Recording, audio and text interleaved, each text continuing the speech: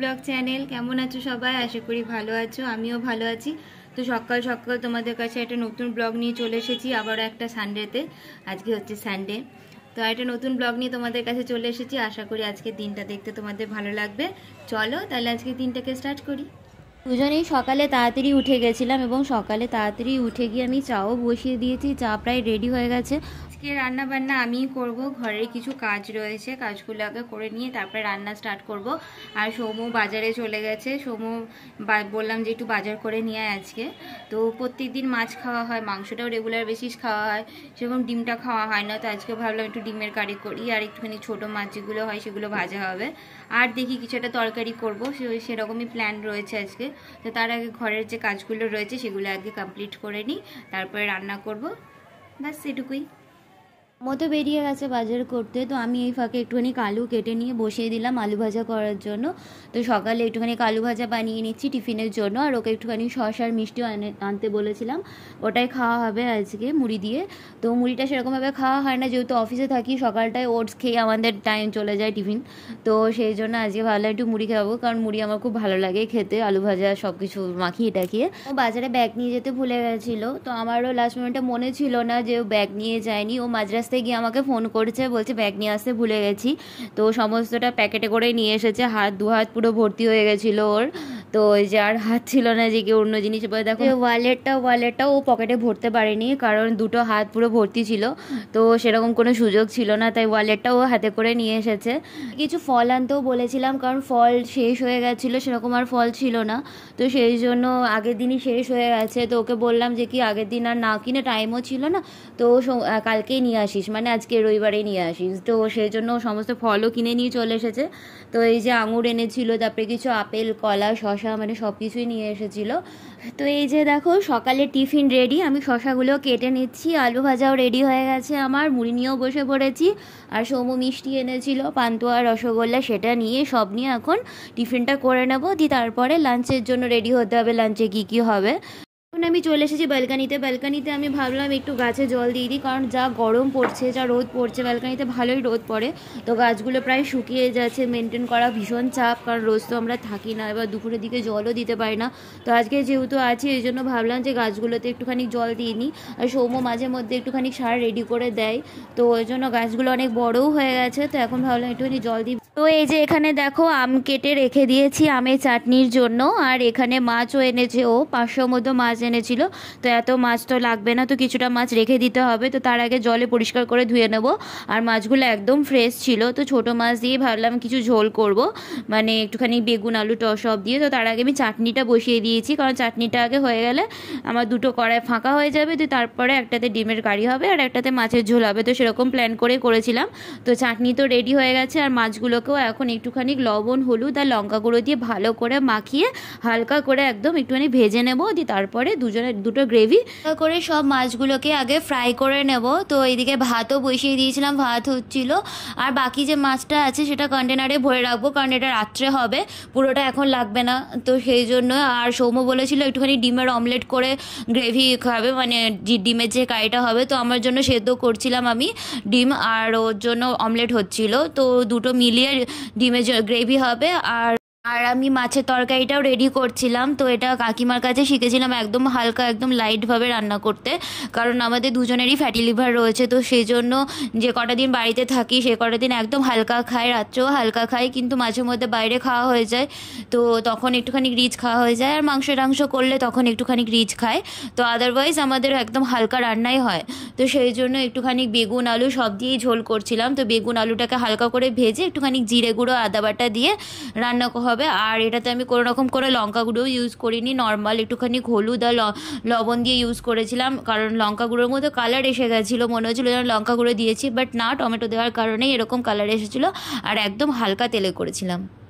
মশলাটা কষানোর পরে আমি একটুখানি জল দিয়ে দিলাম, হালকা একদম জল দিয়েছিলাম, কারণ অনেকক্ষণ কষিয়েছিলাম, প্রায় সেদ্ধই হয়ে এসেছে। অল্প জল দিয়ে জলটা যখন ফুটে গেছিলো তখন বাকি যা ছিল মাছগুলো সব দিয়ে দিয়েছি, আর লাস্টে নামানোর আগে একটুখানি ধনেপাতা কুচি দিয়ে দিয়েছি। আর এদিকে দেখো ডিমের কারিটাও রেডি করছিলাম, একদম অল্প তেল দিয়েছি আর 5 ফোড়ন দিয়ে করছিলাম। আর একটা মাত্র পেঁয়াজ দিয়েছি, একটা টমেটো, আর অল্প আর একটু গুঁড়ো মশলা দিয়েছিলাম, আর জিরে গুঁড়ো, ধনে গুঁড়ো, লঙ্কা গুঁড়ো এগুলো তো ছিলই, আর একটুখানি আদা রসুন বাটা দিয়েছিলাম একদম অল্প, দিয়ে এগুলোকে ভালো করে কষিয়ে লাস্টে ডিমগুলোকে দিয়ে দিয়েছিলাম। তো দুটোই এখন রেডি হচ্ছে একসাথে।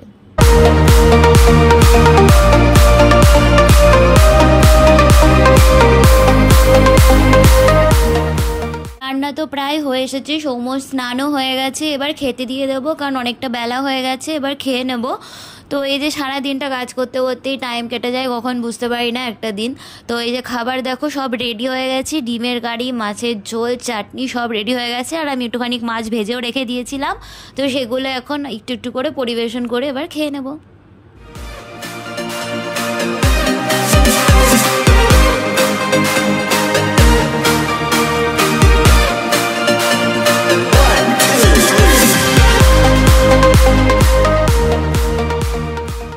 সারাদিনের কাজ কমপ্লিট হলো, আমিও ফ্রেশ হয়ে গেলাম। তারপরে যখন আমি বিকালবেলাতে একটুখানি ব্যালকানিতে এলাম তখন দেখছি প্রায় বিকেল হয়ে গেছে। তো সবাই মাঠে খেলতেও চলে এসেছে, দেখো সন্ধেও লেগে যাচ্ছে। গ্রসারি আইটেম অর্ডার দিয়েছিলাম সেগুলো সব চলে এসছে এখন। তো কী কী নিয়েছি তোমাদেরকে এখন দেখাবো একটা একটা করে। খুব ভারী ধনে পাতাটা স্পেশাল পিচেস গোল। এটা হচ্ছে 1 কেজি চিনি, 1 কেজি চিনিও নিয়ে নিয়েছি। আর চা নিয়েছি, চাটা কমই খাওয়া হয় বাট এটা অনেকদিন চলে যাবে। সয়াবিন নিয়েছি। এটা কি টমেটো? এটা হচ্ছে টমেটো নিয়েছি। এটা হচ্ছে বিস্কিট, এটা বাই 1 get 1 ছিল, এটা নিয়ে নিয়েছি। এটা হচ্ছে শসা নিয়েছি। আর অনেকগুলো ওটস নিয়েছি কারণ ওটস সকালে খাওয়া হয়, তো সেই জন্য অনেকগুলো ওটসের প্যাকেট নিয়ে নিয়েছি। কটা নিয়েছিস? আরও একটা আছে, এই যে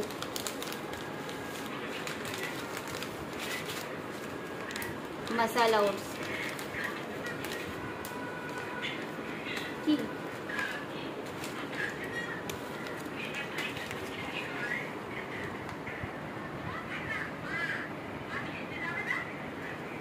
ওটসও নিয়ে নিয়েছি অনেকগুলো।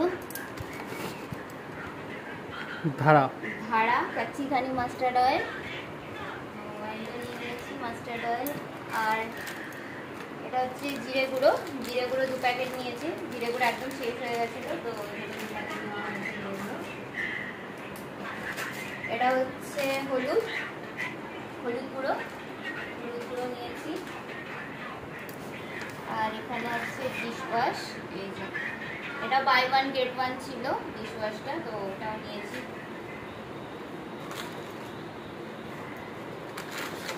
আর এটা হচ্ছে সানলাইট 1 কেজি। স্নান করবি এটাতে? স্নান করবো এটাতে, না পরিষ্কার করবো।